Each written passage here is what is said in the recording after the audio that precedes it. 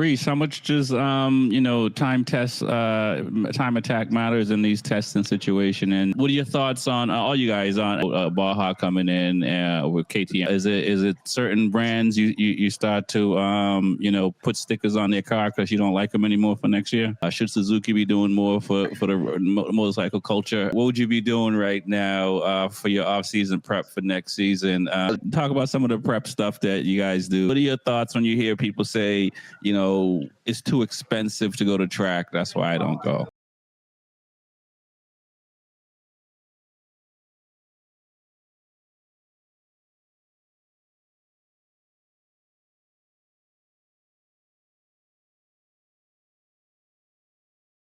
Welcome back to another edition of the Be Forever Cool podcast. My name is Rex Fortyfive, and it is a holiday week for us and for most people in the country, so we're going to make it light and have a little bit of fun. We're going to talk a little bit of MotoAmerica, some testing in MotoGP. It's the off season for some of us, not everyone. So, we're going to find out who still has to work, but the rest of us are trying to put our bikes back together or get something fixed and all that fun stuff. So it should be a good, entertaining show. So definitely keep it locked. Let's bring the first person in and see what he's been up to. TJ, man, welcome to the show. How you doing this tonight? We're doing good over here. We always bring up my Patriots. So, go ahead and say it. Go ahead and say it. Because if you don't say it, they don't win. Yeah. We're still winning. I think it's time for you guys to start being worried. Who guys? Because, just the rest of the league. Just the rest of the league. Okay. Don't say you guys, man. I mean, you're lumping me in that. You have to say the rest of the people out there that, it's hard to say because it is a fluke. I mean, they're 10-2. They got the best record in the league, which is very surprising for everyone. So I don't think I'm not going to say where they're going to end up. I mean, anything is possible, but I don't know if I see that trophy at the end. But anything is possible. So you're excited that the Patriots are winning, and it's nice and warm in Boston. Yeah, it's warm up here. Sun shining. It's a nice 45 degrees. It's just getting ready for, the next season and, motorcycle racing to come up in February. So that's all I'm looking forward to. Okay. Now that testing's over and MotoGP and all the series is over. So. All right, man. It's a tough time. You gotta look in the mirror and find that, you don't have a life outside of motorcycles. What do we do? Right. No doubt. Reese, man, welcome to the show. What's good, man? I mean, we're going to let the cat out the bag. Apparently, you're still at the racetrack, so, you're living the dream still while the rest of us are looking at reruns. What's good, man? Yeah, it was good, man. You can call it living a dream, but you still got to work, man. You still got to get ready for the upcoming season, man. So, and to answer TJ, I don't know about them Patriots. I mean, you still got to, as they say, you still got to come to Philly. Okay. You got to get that cheesesteak. Still got to come to Philly. Still got to come. All right, that's what's up, man. We'll bring Lewis in and we'll find out where you've been, where you're at, testing and all that fun stuff. Lewis, man, welcome to the show. What's good, man? What's going on, man? How was your weekend? I went out on my bike yesterday, man, and I probably did close to 300 miles on the V4. I found some roads that are not straight in Florida, so I will say they are roads that are not straight. But they were flat.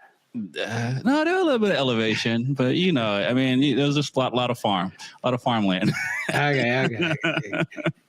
I was wondering if somebody was gonna come and start yelling, keep the noise down by loud exhaust is passing your crib, So, but what's good with you, man?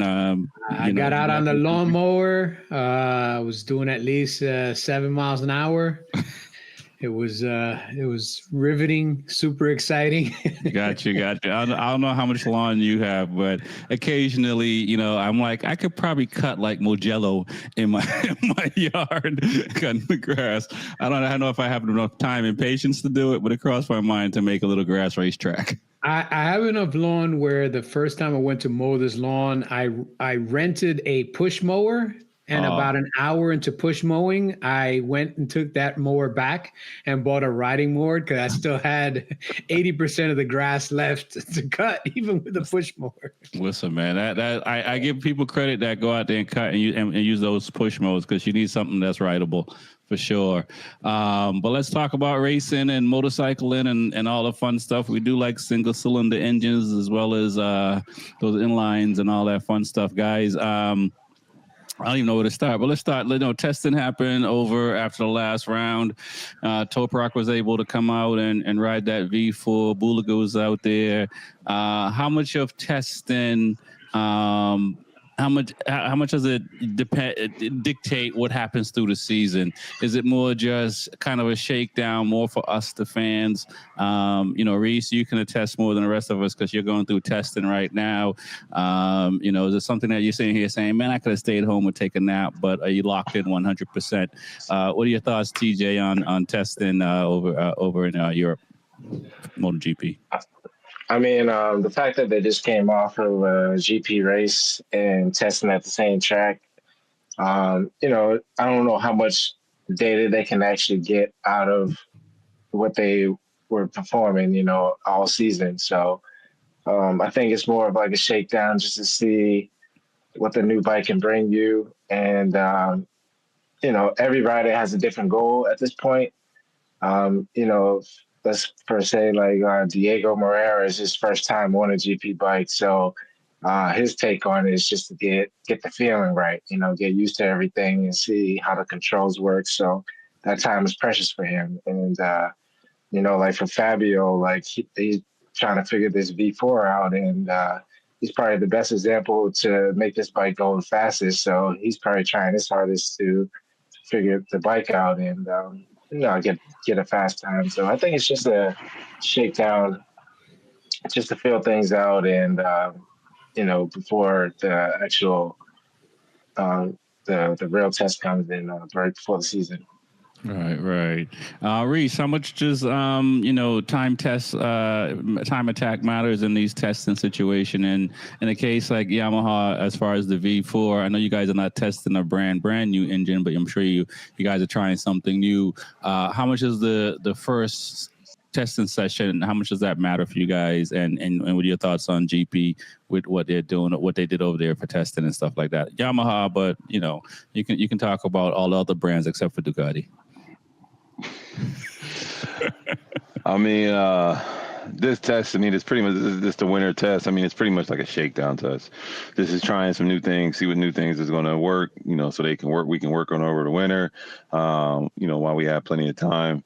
And then like for the new guys coming in, like over there in GP, it's like kind of get a feel for the bike. You can kind of see what works best, what doesn't work. Or you just kind of just feel where you're at. Just kind of get your feet wet in the water. So that's pretty much it. It's the time attacks in here is not really that big. It's just, like I said, it's just more of a shakedown. The time attacks will start coming when it starts getting into closer to the season and, getting more prepared into it. It's now just like TJ said, it's just more of a shakedown test. That's all it pretty much really is.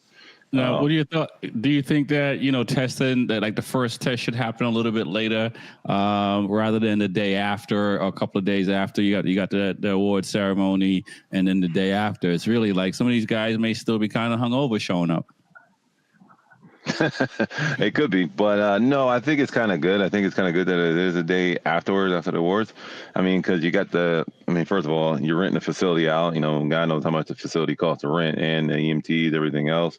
But then you also have to realize that, they're flying all of their equipment over or bringing their equipment over or driving it, however far it is, they got to bring it. But they're bringing all their new equipment, all the new bikes that they're actually adding on. So it's time, like, while you're still kind of fresh, you just got off the track, it's kind of, hey, let's try it before we take our long winter break and figure it out to see what's going on. Because when they come back from their winter break, everyone's kind of, now it's time to get back into it, to get back on the feel of things. This way, it's still kind of, everything's still kind of fresh in their mind. Okay, no doubt. Louis, what are your thoughts on testing and time? I've seen a lot of people post time of, who these new guys are faster than and all that fun stuff. Is it just, food for thought or just clickbait?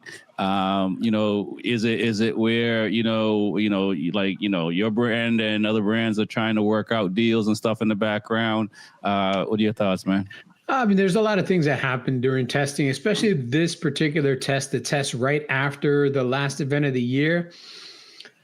Obviously, there's some new pieces that come out, but this isn't really like Reese said, this isn't really the test where all the new goodies show up. There might be some new goodies, and everybody's got a different idea of what this test is for. On the Yamaha side, Top Rack wants to go out there and prove that he can ride this bike at a higher level. So he's going to be pushing a little bit more than somebody else. And since he has no point of reference, his point of reference is just how fast can I go on this motorcycle? Whereas somebody like Jack Miller, who on the timesheet showed up a little bit slower than Top Rack, he might already know what he needs to do in this time with this new motor, because he's already been on the bike with the motor and needs to see what the evolution of the motor is. So he's going out there and looking at something differently than someone else. So everybody has their own agenda for this particular test. Mm-hmm. The next couple of tests are going to be incrementally more important because they're going to be leading to the beginning of the season. And again, this is, I don't want to say practice. Practice is super important, but this is practice. The fastest guy that puts a time down in practice doesn't necessarily mean he's going to be able to apply that to a full-length race or something else. He might put on a set of qualifying tires and go out there and see what's the fastest he can go. Or somebody else might just go out there and just want to see, hey, how does this track with this weather condition, how many laps can I get out of a soft tire? How many laps can I get out of a medium tire? How can we change the power delivery to get more power without eating up the tire? How can we do, so everybody's got a different plan. And the people that are at the front at the end of this year should start next year more or less in the same position and aren't going to be as desperate to look for those big increases. They're going to look for incremental increases. So your Ducatis and your Aprilias are going to try to continue build off the success they had at the end of this year and carry it on to next year. Ducati might have a little bit more work to do because now, they've had a year of one rider having a lot of success and other riders not having as much success. And now Alex Marquez is going to be on a factory supported bike. So that's going to change the dynamics there. And there's even some politics that we'll talk about later going on with the Grassini team and the factory Ducati team, and how the VR46 team is maybe feeling a little left out because now they're not going to have possibly a full factory bike next year. It's like that reggae song, rumors them spreading for real. Yeah. It's still a good event. For, there was a couple of Moto2 guys and even a Moto3 guy that was allowed to go out there and ride the bike just as a reward for doing so good.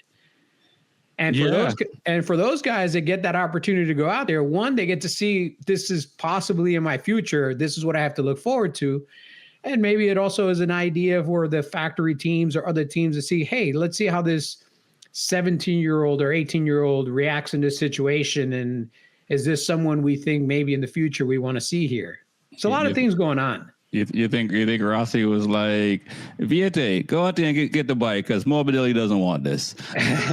I mean, they're looking for riders, man. Next year is going to be the craziest silly season because I think almost every single seat in the paddock is up for bids.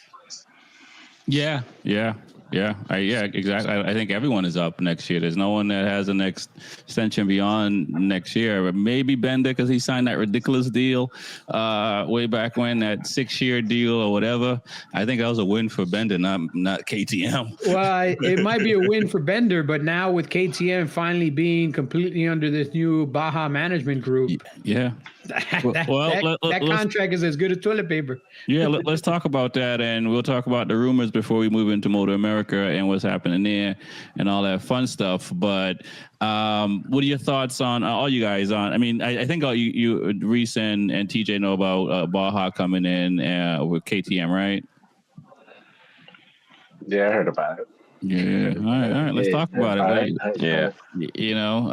Well, Lewis, I don't fill know. us in on the details because I know you deliver the pens for people to sign these contracts with. So you're in the room.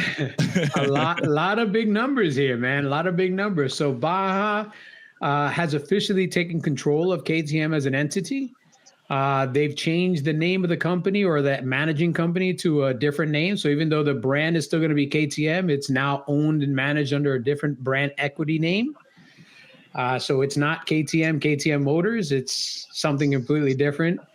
One of the big things that's going to happen in the next 6 to 8 months or year is anytime a company absorbs another company, the first thing you do is you fire all the coaches and you get your own coaches, especially if you don't trust them.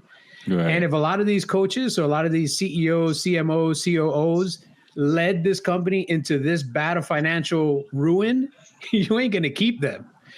So you're going to see a lot of heads rolling. You're going to see a lot of new people be putting into place. Like over the next few months, I expect them to announce a new CMO, a new CEO, a new CEO, a COO, and then how's that going to?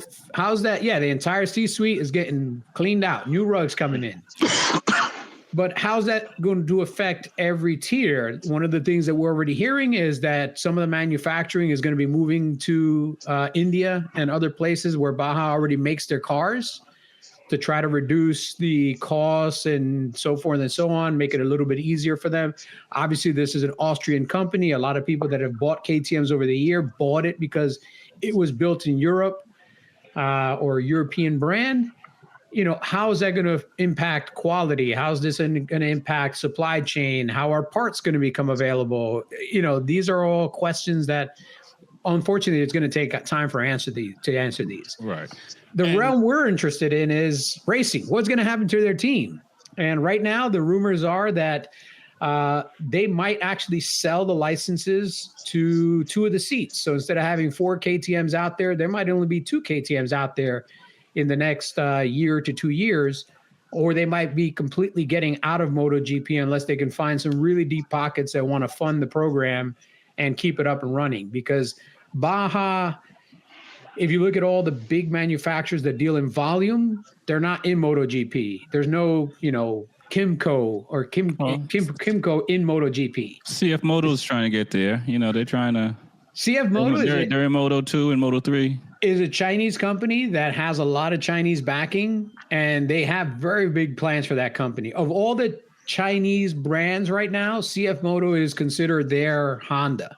Okay. Or their Harley, let's put it that way.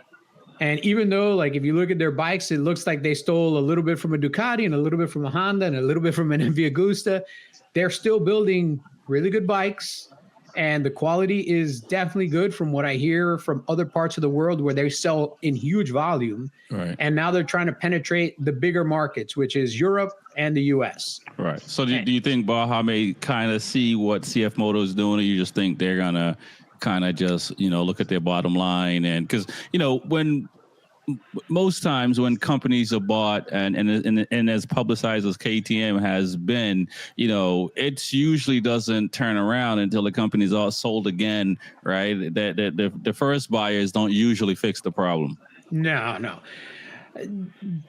I would say that for the most part, except this is not an equity firm. This is actually a car manufacturer, and a car manufacturer, like when the VW group bought Ducati, they didn't buy it to flip it. They bought it to build it up to a stronger company. And now you look where Ducati's at. So they did it the right way. If this was a private equity firm, I would say, hey man, in about 4 years, all these people are going to be gone again. But since this is an actual car company, I don't see that happening. I think they really are planning a long-term strategy with KTM, but I don't think that will be in MotoGP. I think they'll keep KTM in Moto 2 and Moto 3. And even Moto 2 doesn't really make sense because the motor is not your motor. Right. You build the frame and you build everything else, but you're stuck with whatever motor, the Triumph motor or whatever motor is the homologated motor. Right. And, and I know Reese is probably thinking this, and so is TJ, but what about the Junior Cups and all these other places that KTM is so immersed in this, feeder program or programs that they have for riders now? It's not just the main seats that are, on the table. And I would agree with that. But if you think about their feeder program, again, it's small displacement bikes that they typically sell, RC 390s and so forth and so on. Same as Moto 3 bikes. So I would say for their feeder program and for other series, they would make sense. But in Moto 2, it makes no sense because you don't get to use your own motor. And in MotoGP, the expense is so high that unless they can get somebody to come in and really cover so much of this cost. And this is happening at the time when Tech 3 just got sold to the gentleman from Formula One. Right. So he's going to come in with big, deep pockets, a lot of sponsorship money behind him. So maybe him and his crew are the ones that kind of save the KTM program. Okay. Well, like a lot of questions asked, but not a lot of answers yet. We're going to have to wait and see. Well, let's see, Reese, you got any questions? TJ, and then we can kind of roll into the rumor mill because, you know, he doesn't have to stay with KTM, right? I'm pretty sure there's a clause in there somewhere for him to get out if they screw up. And right. Yeah, I don't really have anything on that one. I mean, he's answered it all. He answered that all quick. Yeah. So in any contract you sign as a rider, there's always out clause both for the manufacturer and for the rider. Right. So if at any point let's say there's some clauses in Acosta's contract where KTM can't meet certain thresholds, he can get out of the contract and he can't be penalized. I mean, unless he has a complete idiot for a manager, which at that level, there's not that many idiots that are managers. Most of the people know what they're doing.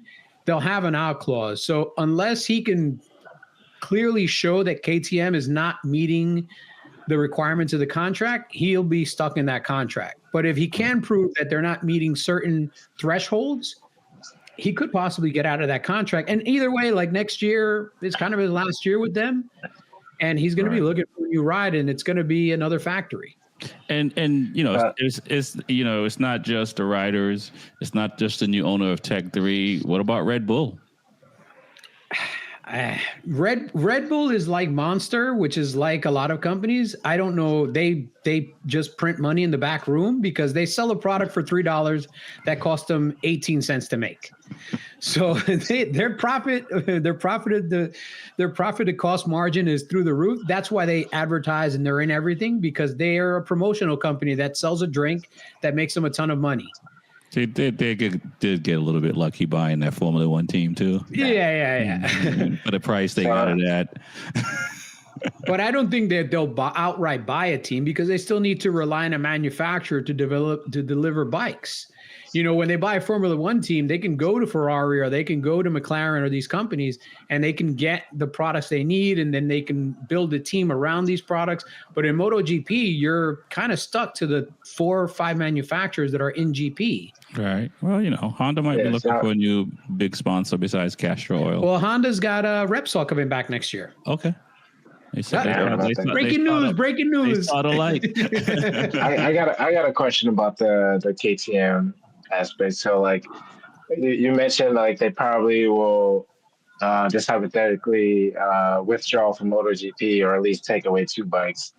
So I know when Suzuki left, like, they told the owner that they, like, we'll withdraw and we'll pay the penalty or fine, whatever. Like, is that going to be the case, or is do they re-sign a contract like that? That I do not know of how, like, these MotoGP manufacturers enter. So you only pay a fine if you can't find another company to take your spots, because they don't want 2 empty spots in the grid. So in Suzuki's case, they were going to have to pay a pretty big fine until they found somebody willing to buy their spots. And then, the penalty went down significantly from what they would have gotten if they couldn't find somebody to absorb those 2 spots. And it's very easy to get 2 spots sold in MotoGP because everybody that has some money does want to build a team. The biggest problem is finding a manufacturer that's willing to make you bikes, make you good bikes too, not make you some 3rd-tier shitty version of their best bike, but make you like a competent, or sell you last year's bikes, sell you the technology, help you get up and running, things like that. It's not an easy endeavor to go from one manufacturer to another unless that manufacturer you're going to already has a structure. Right. So if KTM leaves, those 2 spots would have to go to one of the manufacturers that are there now. And I don't think Yamaha wants to add more bikes. They should. Honda, I don't know if they want to add more bikes. They should. They should. No, absolutely, they should. So although I think the one manufacturer that would benefit from adding more bikes would be Aprilia.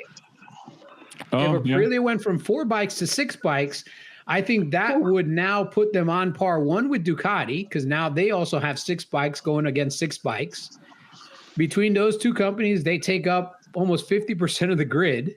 40-something% of the grid will be all Italian. And both of those bikes right now are the 2 top bikes. So you're going to get a lot of more interesting racing until the KTMs and the Hondas and Yamahas in the world catch up. Right. And so the rumor is that, Rossi may, leave Ducati and jump to Aprilia. That is one of the rumors. I mean, for 2020. Yeah. Do you really buy that? You think? I mean, obviously, money talks, right? So when it comes down to it, but is it such a big deal if? Well, VR46 is getting a 26 bike. One. Yeah, and so they both getting one, and Grassini's getting one, right? Yeah. So it's so there's no reason to be disgruntled from Rossi's perspective, is there? I'll let you guys answer this one. I mean, yeah, go ahead, T. Oh, no, I'm just speaking like, who's gonna ride that bike? Is it? I mean, he needs another rider. I feel like to represent him, like someone else younger to come up to. Celestine Viette or one of these other young riders coming through the VR46 Academy. I feel like Rossi gets what he wants anyway. I mean, for him to get 2 new bikes, that's like, I don't know, that'll be unheard of, I think. I think Rossi wants his 2015 championship. He don't get what he wants. So, I mean, but yeah, no, I mean, I think it's good enough for him to just have 126 bike and 25. But, Rossi is always into something. Right. Reese, there's a lot of rumors in the MotoAmerica, which we'll jump into. So how much of this stuff is valid, what we hear on the social media streets?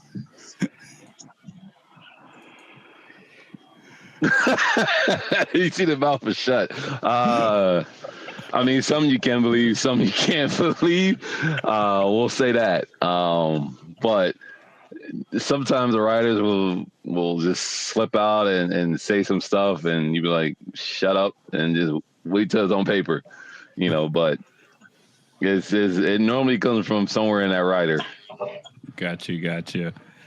Normally, no doubt. I think it'll be cool. I mean, I think if Rossi was to go with Aprilia, the bike is doing fairly well. It's the closest bike that can fight Ducati. It's an Italian brand. I don't know if Aprilia has enough money where Ducati has that money to develop a little bit faster, a little bit quicker, and stuff like that. Where Aprilia is still a niche brand, and who knows what 27 looks like, right? So because if whoever comes out the gate on the wrong foot, you already know it's going to take them maybe a few seasons to catch up. I mean, do you have the money like Lambo has? Well, one of the things that you're missing about the Ducati conversation is, how keen and how happy is Rossi knowing that Marquez is winning on a Ducati? How keen and how happy is he that the 2 Spaniards at Grassini are doing better than his 2 Italians on Ducatis? And there's only 1 Italian left on the factory team, which is Pecco, and he might not be there going into 27. So this is another aspect that you're not kind of thinking about is, you're talking about now, not just Rossi, but Italians versus the Spaniards, both on Italian bikes, and right. 1 Italian feeling like the Spaniards are getting better shit than he's getting. Right. And, it's petty like that, man. Even here in the U.S. And we don't know what Pekka's going back and telling Rossi. We don't know what Pekka's telling Rossi neither. That's one of your VR46 boys. Yep. Listen, it's like that scene in Snatch. You know, Boris, you're my brother. What do you want me to do? Come shoot him for you? Some things they have to do on their own. You're absolutely right, and it must be tough for Rossi. And I suspect, I mean, Rossi does a better job at it than Jordan, because as we know, Jordan can't coach because he'll just lace up and go out there. So you know, Right. I mean, I think for Rossi, he must, that there's a side of him that wants to say, hey, it can be done. It can be done. You guys are not getting there. So I guess that has to be difficult for him. But I still, Aprilia makes the most sense if Ducati can if seems to be meddling with the the Italian nationality. Unless Yamaha pulls something amazing out of their ass in 2026, Aprilia would make the most sense going into 27. Because Yamaha would make the most sense for Rossi only because of his history with the brand. Yeah. And it kind of But he's still an ambassador too. Yeah, so it'd be kind of like a homecoming to have VR46 back on Yamaha. It'll be a win for Yamaha and for Rossi if he went back and used Yamaha bikes with his team. That would be a lowercase W though. Yeah, dude. But if as a marketing person, I'd be in the back just creaming the entire wall if I could get my ambassador. Just painting the wall, man, because I got Rossi back. You're absolutely right. They would sell a lot of bikes. I mean, no doubt that Sure. No one is selling more bikes than Rossi at the moment. I think they're trying to use Marquez to get there, but we shall see. Anything else about MotoGP before we move over to this side of the country, this side of the world? Nah, that's good. That's good. That's good for them. All right, let's talk about it. So they got enough money. Yeah. You're giving them too much free publicity. Exactly. You're gonna have to stop putting them on notice. So let's talk MotoAmerica. Some seats moving around. What I know about, and hopefully we'll see what we can get out of Reese and Lewis on who's coming. But it looks like Cam Bobier is on the red bike for next season. New testing. Testing has to be done, but it's a new platform. So. We'll start with Reese on this one. Last year you guys kind of had an idea who your challenger was going to be coming into 2025. Do you guys look at any of that stuff? Is it like, you hear football players and basketball players got certain dates on the calendar circled and stuff because they're going to see certain people? Is it certain brands you start to, put stickers on their car because you don't like them anymore for next year? I mean, nothing like that, but I mean, you always got to know who the challenger that's going to come into play. I mean, from what I hear, I think there's like 4 Ducatis that's going to be on the grid now this year. So that's something big. I mean, you got Cam. He's always going to be a contender, especially if he wraps his head around that bike. So that's always going to be a contender there. You also have Matthew coming in, to the Superbike. He's going to be a contender. You got PJ, you have Bobby still out there, and Bobby's coming strong. And, so I think it's going to be a good year. I mean, we know who's coming, who's so far.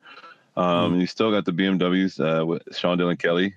So, I mean, it's going to be a good year. I think I would say this year, the Superbike, this is going to be the year of the Superbikes versus like the smaller ones. Right. And, how much does, these riders moving around on different bikes make a difference? I mean, Cam won last year on the BMW. I don't want to say it's the same situation. Well, I guess it is the same situation as Jorge Martin. You win on one bike, but you got to put that number plate on a different manufacturer altogether.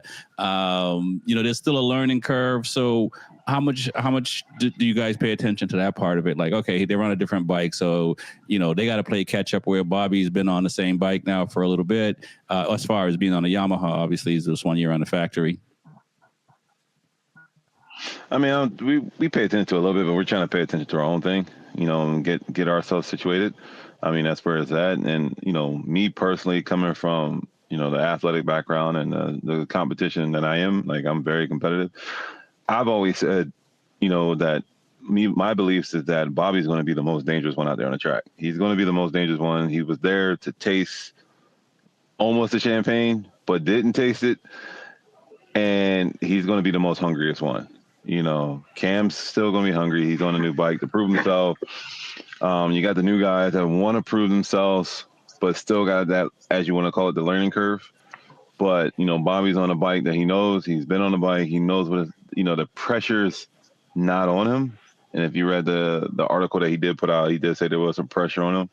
But, I think that's kind of kicked, and he's coming back for a little bit of glory.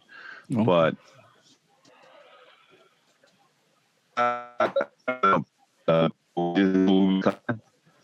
we need to do actually step our game up to be ready and to take the win. Okay, listen, I'm looking forward to it. TJ, man, your guy there at the moment doesn't have a ride. How you feeling about that? And what are your thoughts on what the grid is going to look like next year? Because it looked like it's. I mean, last year it was stacked, but this year is even going to be more stacked because you do have, I would say, 9 to 10 riders. Reese can correct me if I'm wrong, that could fight for it, or even Lewis that could fight for a championship next year. So is it odd that Herron doesn't have a ride for next year, and this guy was fighting for the championship? I mean, is it like Oliveira's kind of situation? What are your thoughts, man? It's kind of funny that getting into motorcycles, a guy that I liked now is like the most hated out there. It's kind of strange not seeing him have a ride yet. I'm sure it's like an interference to his, trying to get ready for the next season if he can get that ride going. But yeah, it's a little strange. I feel like he kind of went through this the year before, such when he had to get all these sponsors and stuff like that. But it's a little strange, and just sitting back and patiently waiting just to see some news or some rumors. But I feel like it will all work out in the end. Okay. But we'll see. I mean, it'll be kind of interesting to not have him in the series after how competitive he is. But I know the insiders is like burning bridges different places, just like some MotoGP riders. Is you might just push your way out. So we'll see. It's kind of interesting. No, man, listen, the motorcycle politics is for real. I think it's okay to, I'm not even going to say it. But might as well go ahead and say it. You might as well say it. You can get away with kissing someone's woman, but you can't be messing with the bike or messing with the ride at all. People remember that, and it's like if you screw one team over, it seems like the whole paddock is against you. As we look at some of these MotoGP riders that can't get rides, or Moto2 riders that can't get rides in MotoGP for politics. Lewis, what are your thoughts, man, on? Well, TJ, you didn't answer. How do you think the season's going to look next year with these guys coming in and coming back up? Yeah, just how Reese said, I think Bobby Fong is just going to be in the front runner. He's just gonna. I feel like he has something to prove, and I mean, it was just right there. It was, the championship was right there, so he has something to prove. I feel like he's going to be a front runner. Right. And, it's going to be interesting seeing Bobier on a Ducati. I feel like he'll adapt very fast. I mean, just seeing what he did on that BMW. So it's going to be an interesting season. I'm looking forward to it. It's a couple riders on different seats. So, but I think Bobby Fong is going to be to look forward to watching. I think hopefully he can finally take it home this year.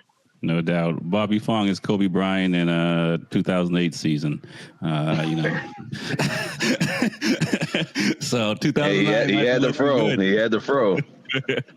So, say, 2009, it was Kobe's year after losing to the Celtics in '08. So next year might be his for sure. What are your thoughts, Lewis? I know you have a lot to say based on what I said, but what rumors can you say or say they're not rumors? And also, what are your thoughts for next year?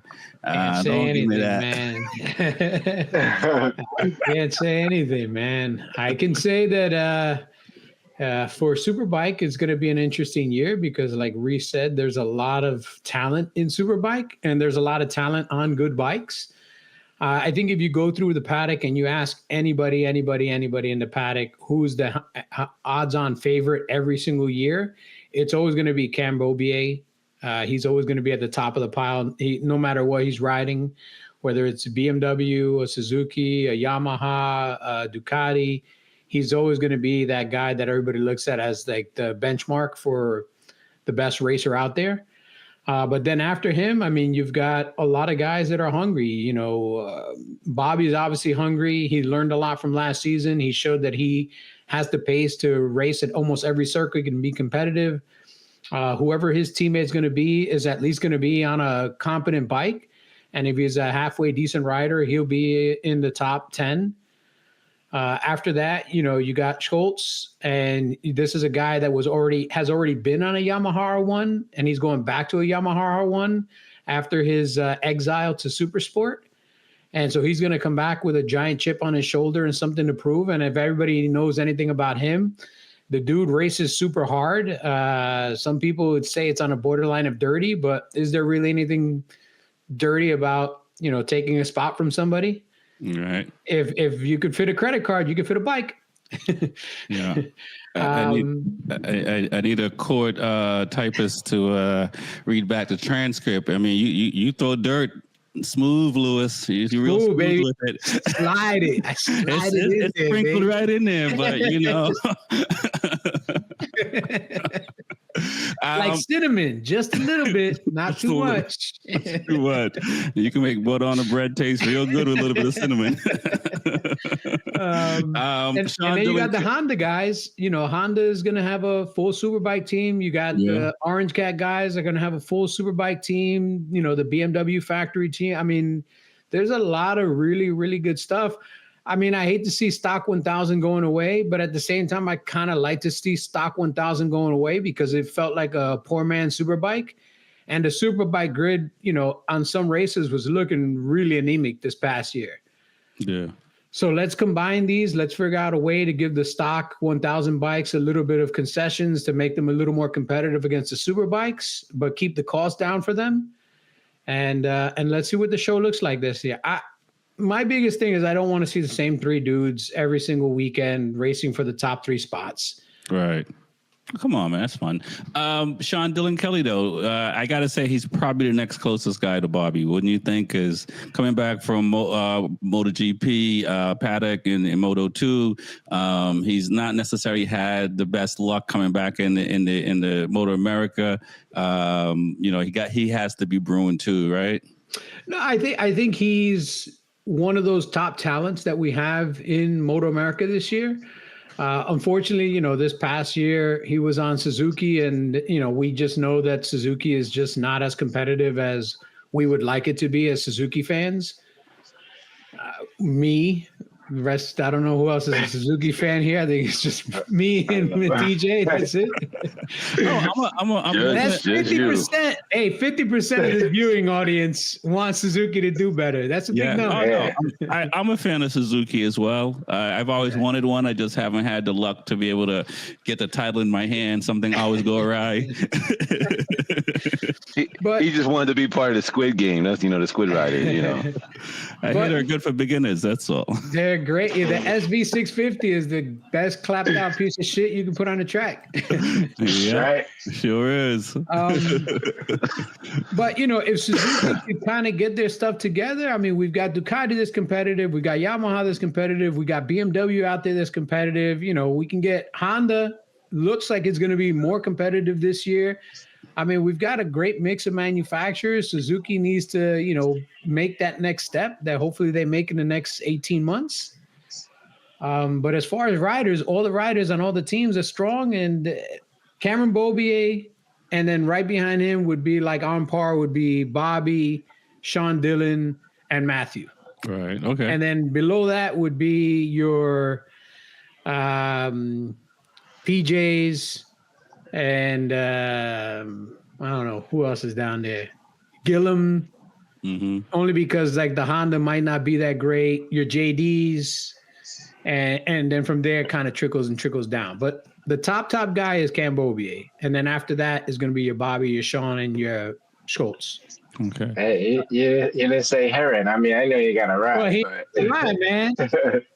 He's gonna be the top rider watching from the stands. You don't have a ride. I had this conversation with somebody a few weeks ago because they were talking about how riders are changing. A lot of riders are changing from gear this year. A lot of guys from Revit are going here. A lot of guys from Alpine Star going there. A lot of guys from Dainese are going there. And I explained to him, I said, look, sometimes you don't have an option but to change because the team you're going to tells you you have to wear this product. And as much as you might like the product you're in, I've watched a lot of races. I've never seen somebody run across the straightaway and finish in first without a bike on good-looking gear. But I've seen a lot of guys on really good bikes wearing shitty gear win races. So sometimes you got to take the shitty gear and get the good bike to go win. Hey, listen, I can quote Snatch reference all show now. Do another one, man. I'm all for it. The turtle and the dog, the rabbit and the dog, you know. But before we move on to what most of us do, which is club race and prepare for next season, our off season, as we try to get ready.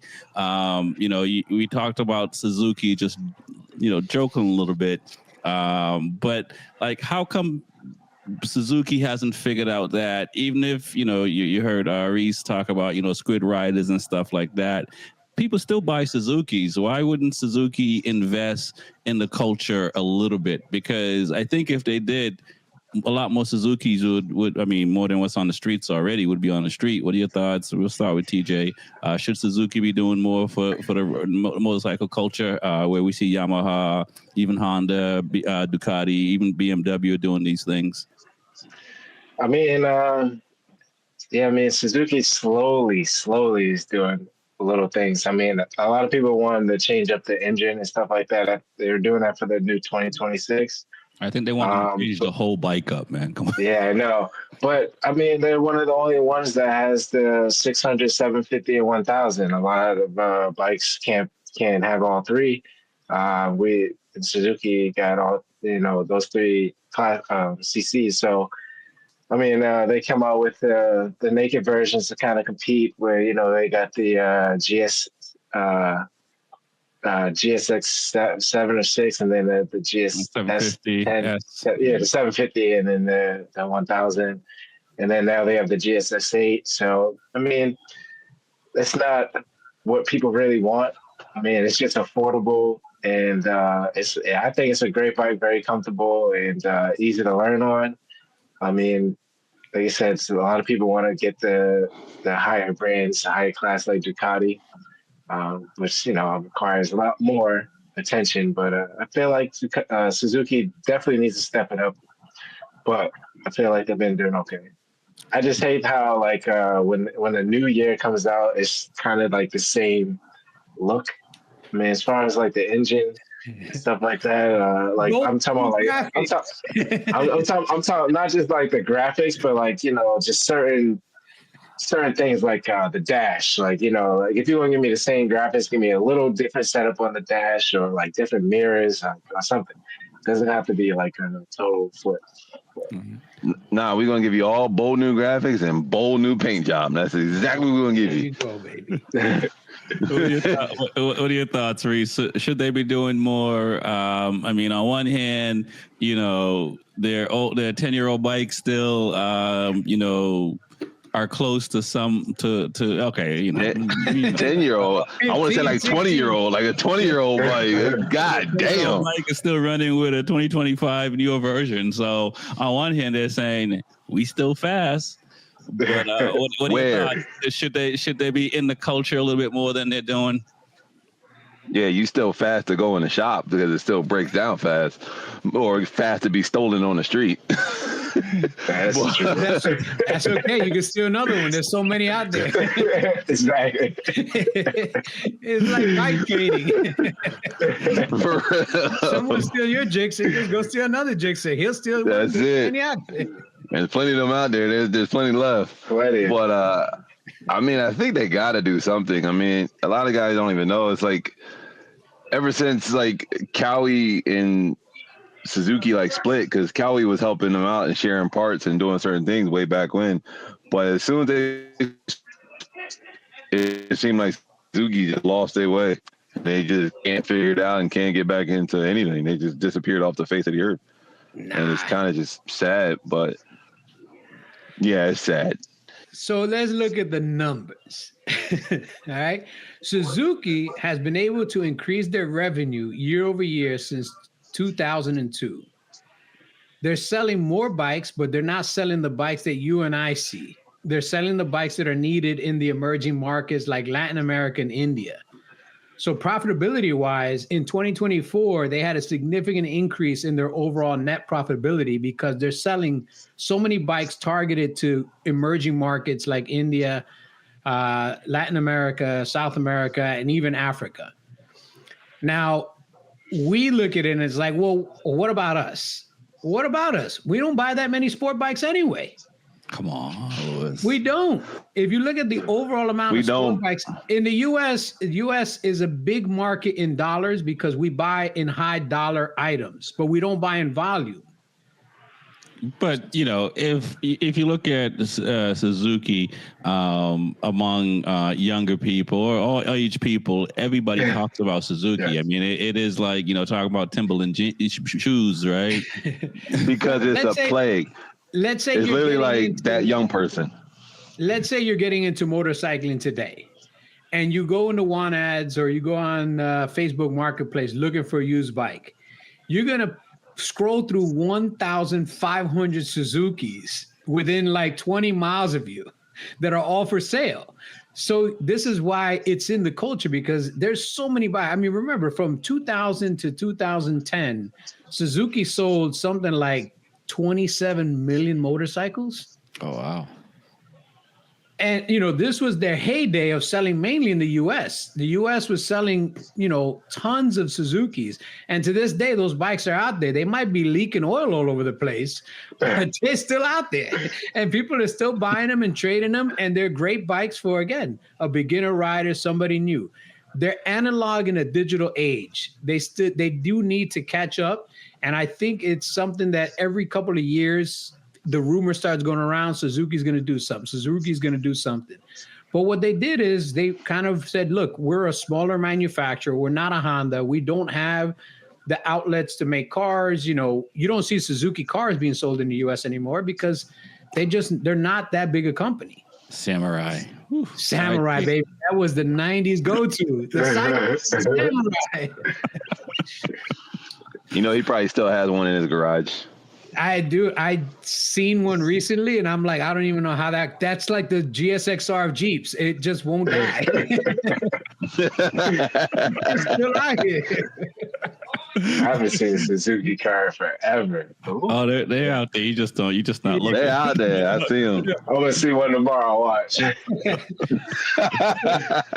a company, they've done the right thing. As a company, they've pointed their emerging markets. At some point, they have to look back at least the U.S. European market is difficult to penetrate for any brand because of the emission standards and all the regulations and everything else. But the U.S. is definitely a place where they can see a lot of success if they brought the right products to the market. If they came up with a brand new updated GSXR 750, I don't think the 600 is even worth making anymore. Like, get rid of it because the 750 is a 600 with a different bore and stroke. Right. So don't make two bikes. Make one bike, make that bike really competent, give it the updated electronics that everybody expects from a sport bike, and then do the same exact thing to the GSXR 1000. Just adding wings and bold new graphics after 17 years is starting to get a little long in the tooth, man. Come on, man. The only upside No, They I changed can't. the I can't exhaust. say this. They changed the stock exhaust pipe though. It's not that big anymore. Yeah, but who keeps the stock exhaust anyway? It's No, the I first know. thing I'm to go just, off a I'm bike. just- Only plus side So it is goes. I can sell my 2017 and still make as much money as when I bought it in 2017. exactly. That's So what I keep like The about exhaust goes keep from up a those long bold dingling to a graphics. short one. it. But I can say this: we do as American, we do sell, and the numbers were showing that we do sell the most 1000s out of any market. Yep. We do. We can't ride for shit for I the got most two. part, but we love horsepower. Yeah, the ERCs it all day, every day.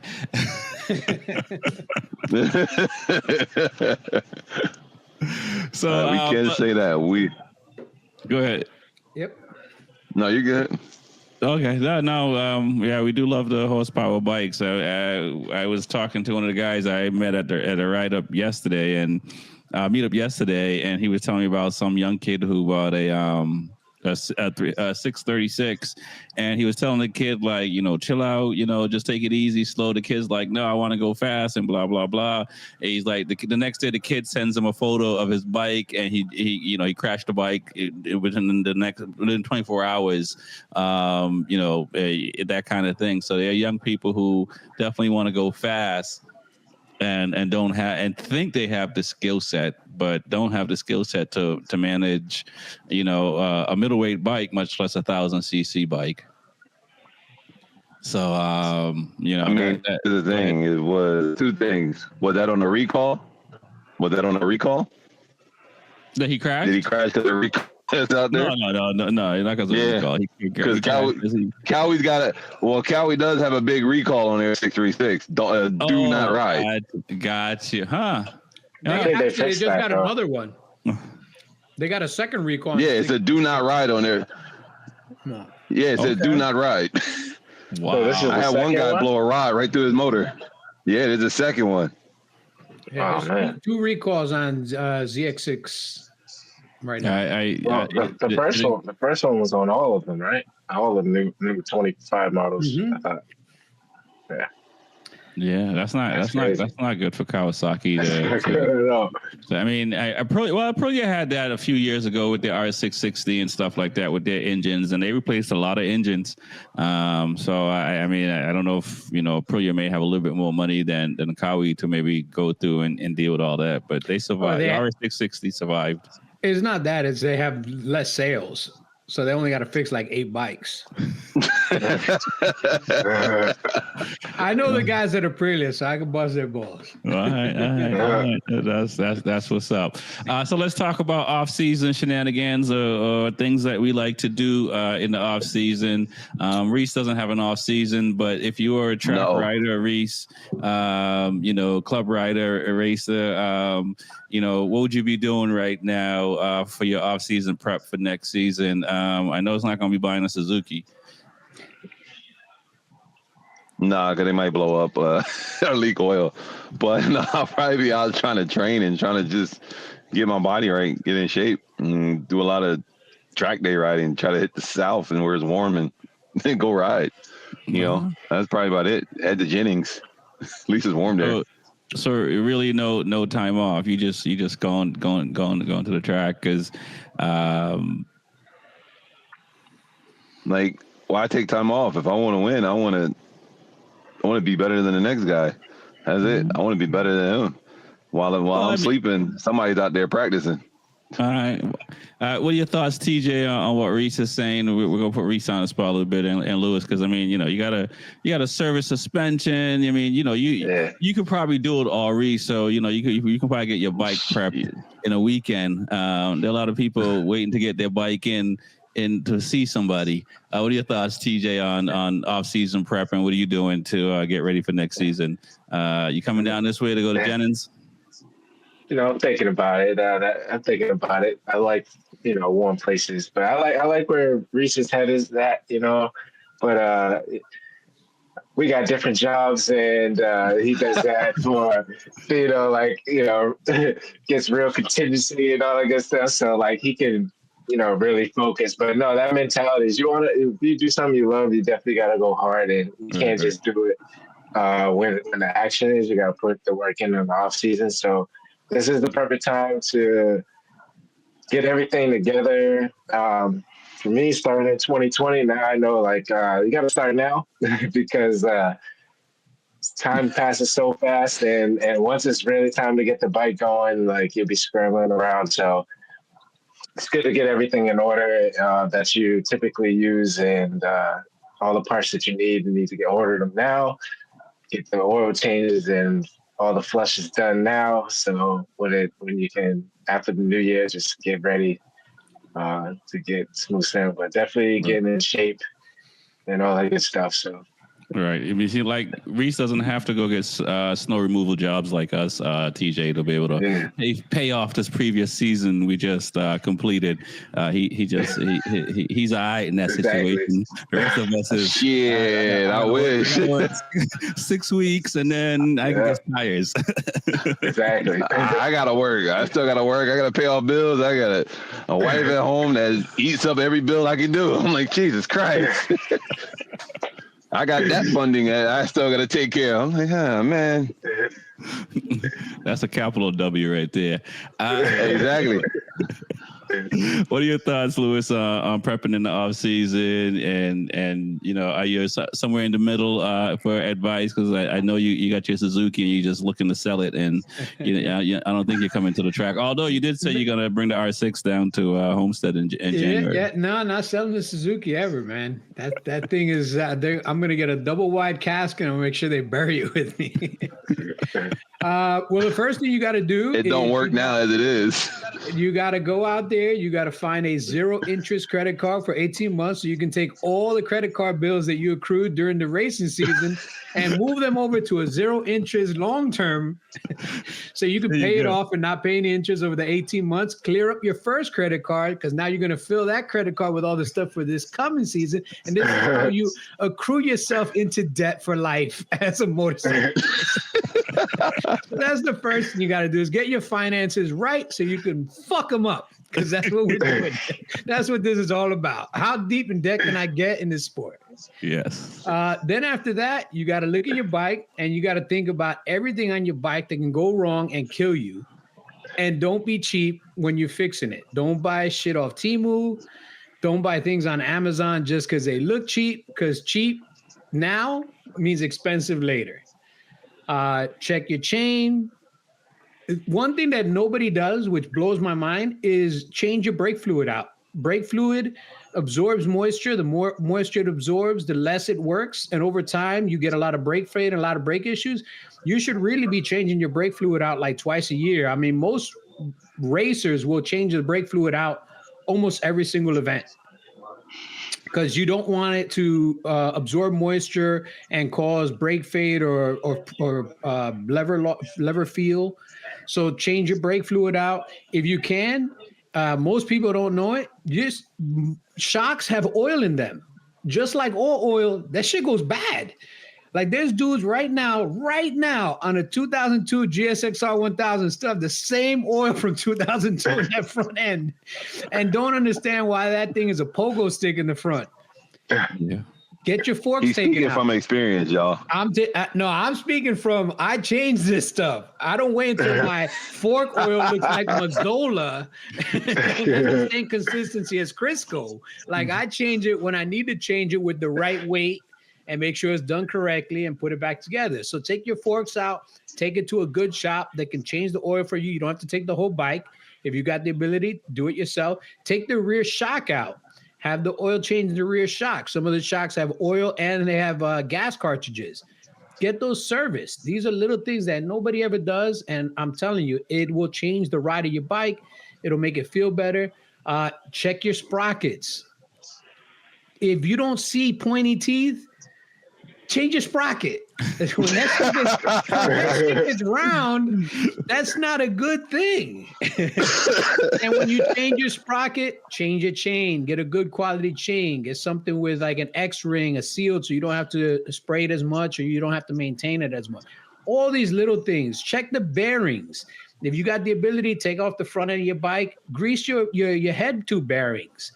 Check the bearings on your wheels. Like this, I got a list of when I used to do this as a regular thing of all the things that I would go through, and I would keep a schedule and I make sure that I stay on a schedule, because the last thing you want to do is go into turn one, grab the front brake, your shitty ass fork oil compresses completely, your brakes fade like crap because you don't have good brake oil.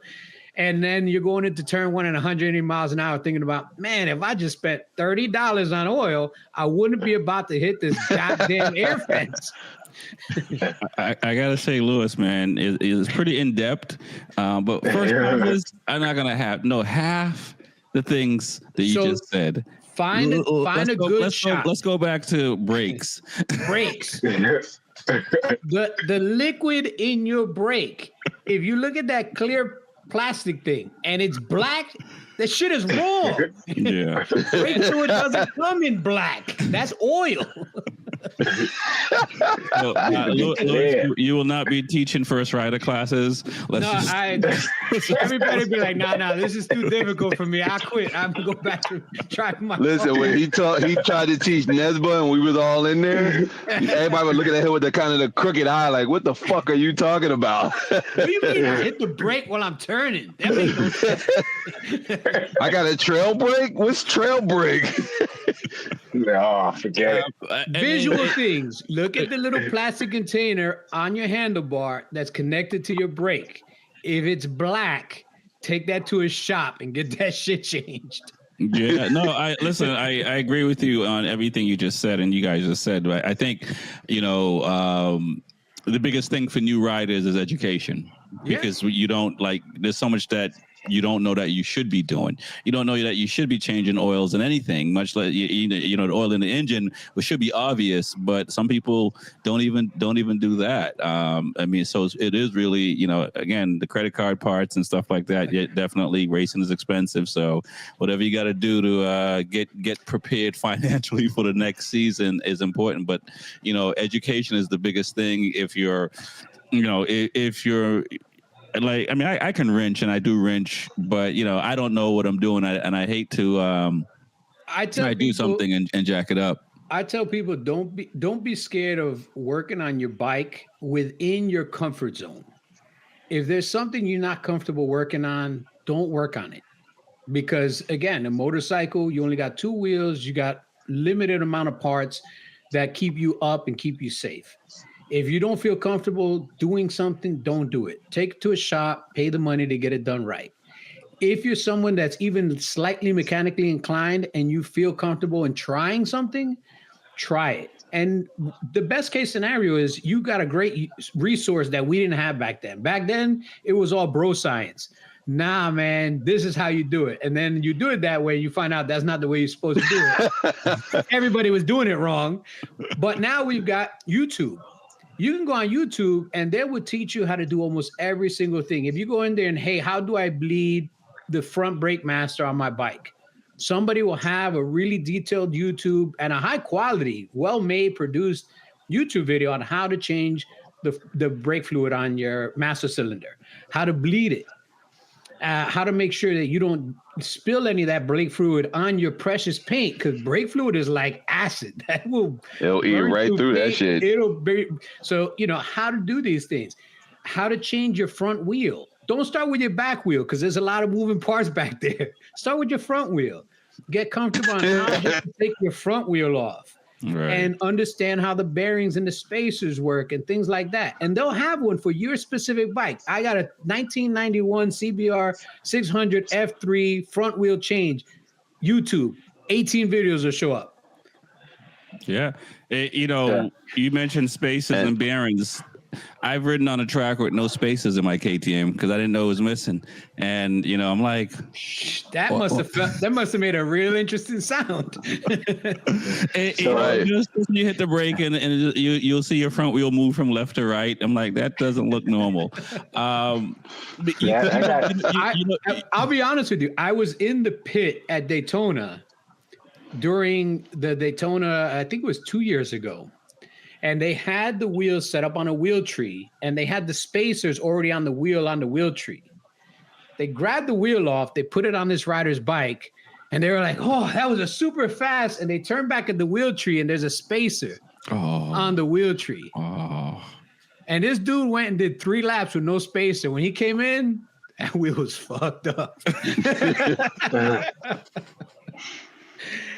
And it actually cost him the race because he had to pit a second time that wasn't scheduled just to put a spacer in. In the meantime, they had to change the tire from the tire they took off to a new tire, right? Put it on a tire warmer, and you only had 3 laps to do this. So when he got back out there and his new tire was barely even warm because it didn't have time to heat up, and this cost the dude the race. So keep an eye on those spacers. Yeah, you got to keep your eye on everything. I think, like I said, education is the best part of it all because you have to know the language. You have to know what you need to service. You have to know when you need to service.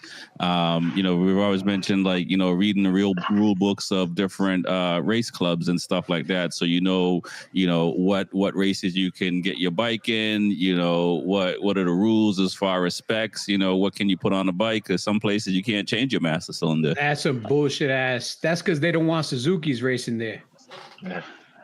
And I mean, I could back up Lewis on what he said on one thing when he was saying about changing that chain. Sometimes you don't even have to change it. Clean it. A clean chain will save you some money, but it'll actually keep your rings moist. And then when they actually go to clean your damn chain, don't just clean the chain by itself. Clean your front sprocket the hell out. You get so much gunk and crap up in there, and it will actually affect your performance. Clean it out. Just take some brake cleaner and spray it, and just clean it the hell out. What's brake cleaner, man? Come on, what's that? Yeah, I'm not a big fan of that Weir rule where you can't change the front master cylinder because anybody who's ever owned a Suzuki knows that the Nissan master cylinders that come with Suzuki's ain't worth the metal that they printed on. Well, that's what Suzuki is. Suzuki's not worth the metal it's printed on. Yeah, but everybody else using Nissan master cylinders, nobody else has the recalls and problems that Suzuki has. Like Suzuki went to Nissan and was like, yo, give us, what's your cheapest master cylinder? What's 4 levels below that one? That's the one we want. Bet. That saves us 18 cents. That's the one we want, man. Because we selling a million of these, so 18 cents adds up when it's a million. Red Bull. Oh my God.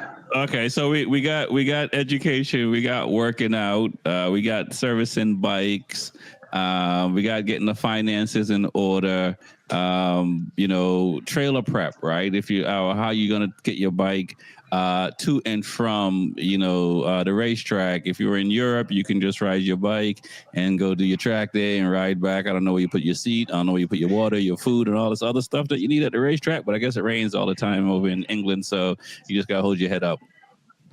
You know what, man? I give so many props to guys that ride to the track and then go on the track with the bike they just rode to, because that's a level of confidence that I don't have. Because what happens when I chuck my shit in turn 5?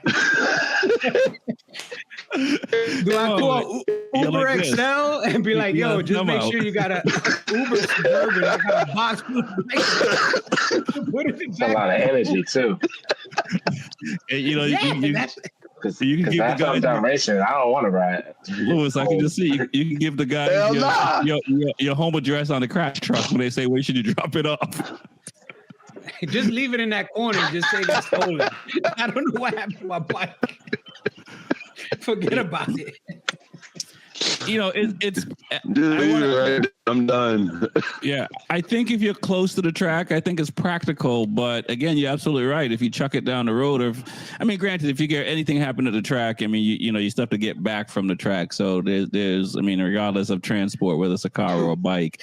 But yeah, how comfortable can that be? You're going on with street tires, street leathers. You might be able to get away with bringing a backpack of stuff.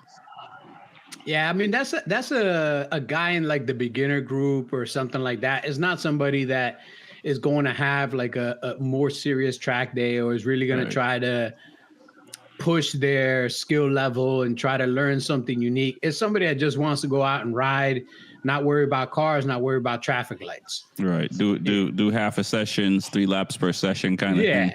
Yeah. you know, Till that guy gets T-boned in the back and then ass pass. Go to the fuel pump at the track and pay $10 a gallon to put 100 octane because you don't even have a gas can. Like, how you coming to the track, man? All right. So Fill up on the way. maybe not riding your bike to the track for your first track day event. But how, talk about some of the prep stuff that you guys do, trailers and whatnot. What do we need when we go to the track besides the bike, a smile, and some money? I mean, I can start the simple way.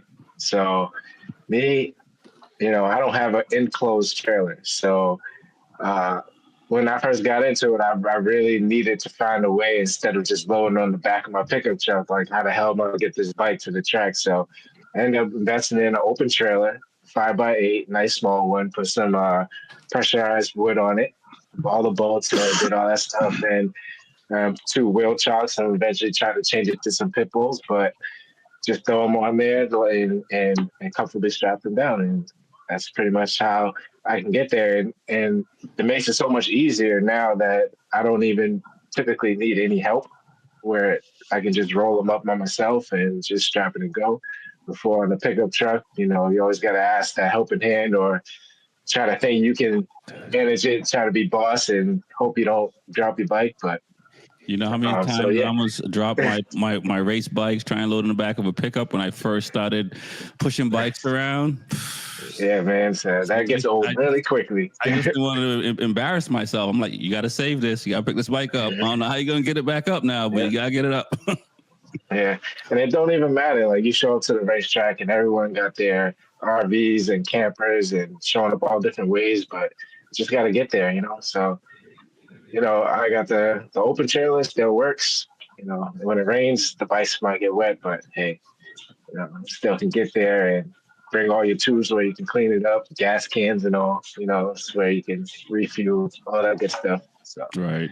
Yeah, my first track day, I didn't even bring tools.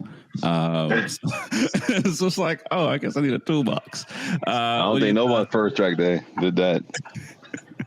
Your thoughts based on getting to the track and prepping. I mean, I have a similar story. I was using U-Haul first to trailer my bike up after I realized I'm not going to load in the back of a pickup anymore because it's not for me. I mean, my first track day, I didn't have all that. I loaded in the back of a pickup truck and kind of just got there. I didn't know nothing about having tire warmers and generators and actual food. I was the one that didn't have food. I had to go leave out the track to go get food, then come back and everything else. So, but I mean, there's things that you need. You need to, you want basic just want just sun off here. Yeah,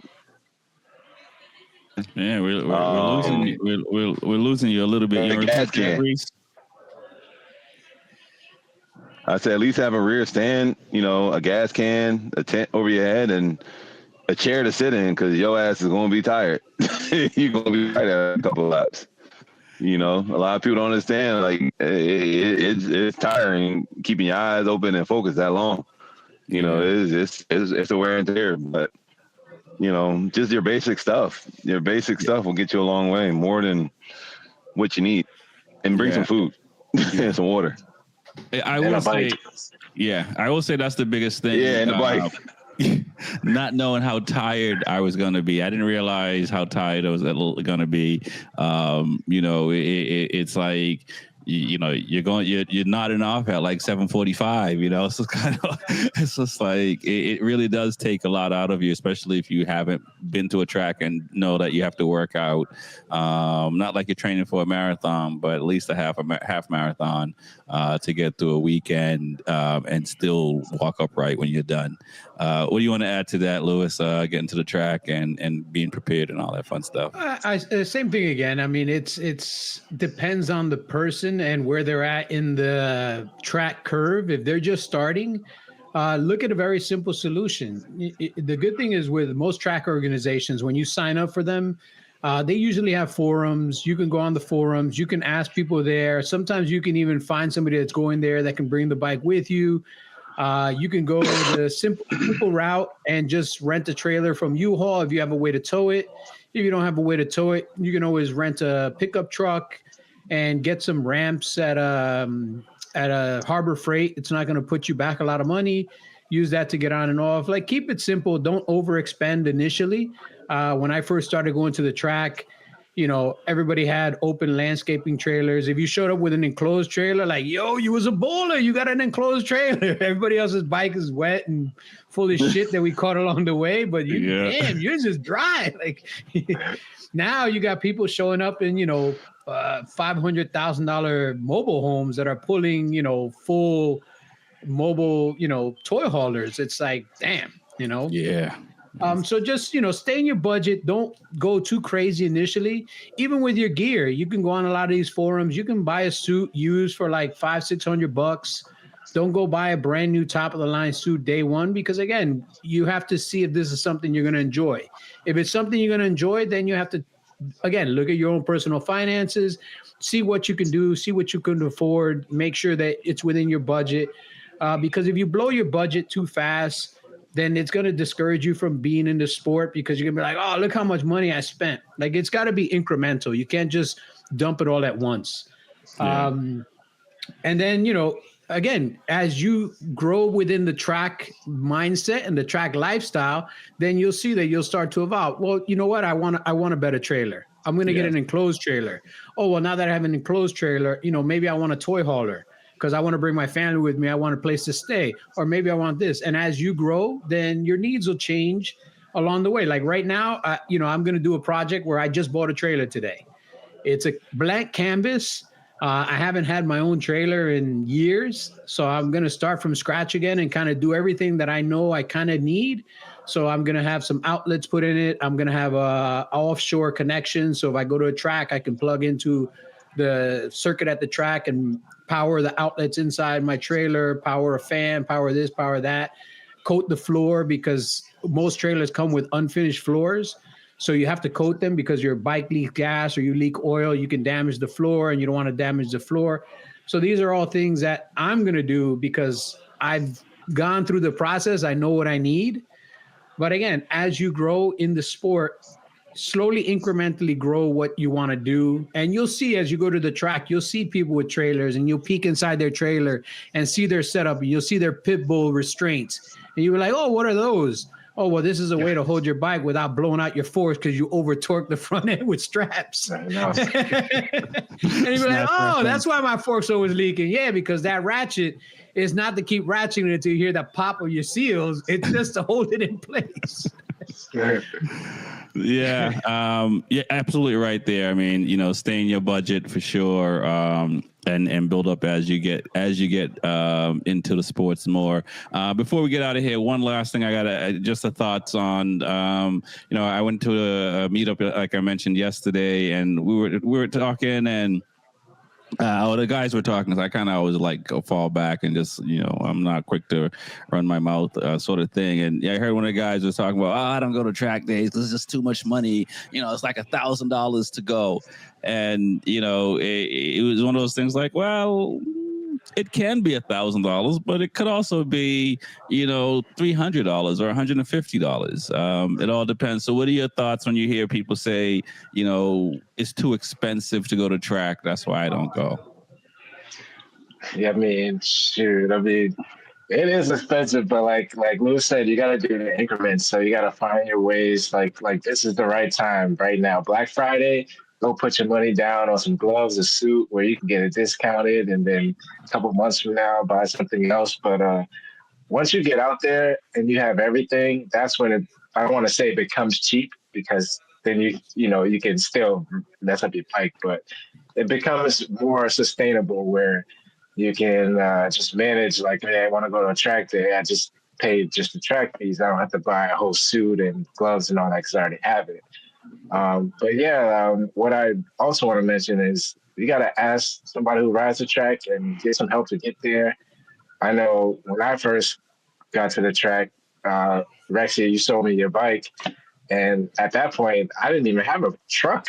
I had a car. So you was actually bringing my bike up for the first few rounds until I found a way to, take it take it off your hands, but just paying it forward. And, just there's people are so friendly at the track. I mean, somebody will help bring you there, bring you back, just to get you into that experience. And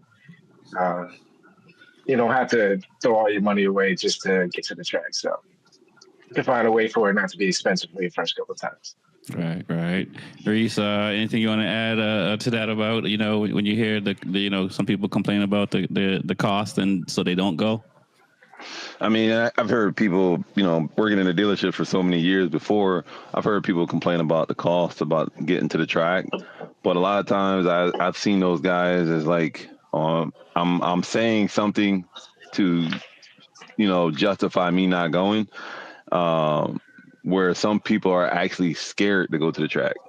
And I'm like, there's nothing to be scared about. You actually can ride your bike to its full potential and actually learn your bike to be a better.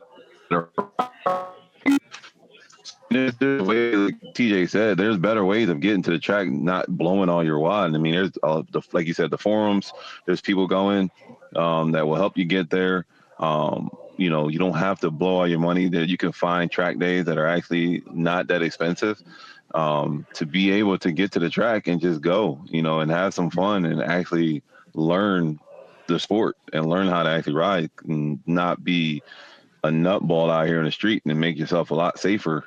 You'll be a surprise. So yeah, start off on a small bike. You can one set of tires can last the whole weekend on a KTM or a Ninja 400. Right, the whole season, not the whole weekend.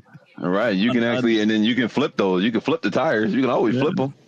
Because if you're a beginner rider, you're not going through tires like that. No, but I think some people like to buy tires, and they don't really need to change them yet. Yeah, I mean, you're not going to the tires.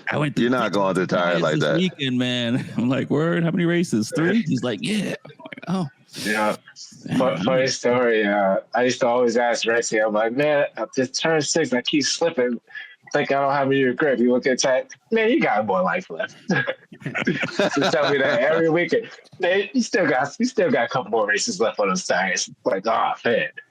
But once you get like faster, and then you realize like it starts to get a little more dangerous. You got to start keeping up with all the tires and up and the fluids and all that stuff, and that's when it can become expensive. So, but just to get out there, no.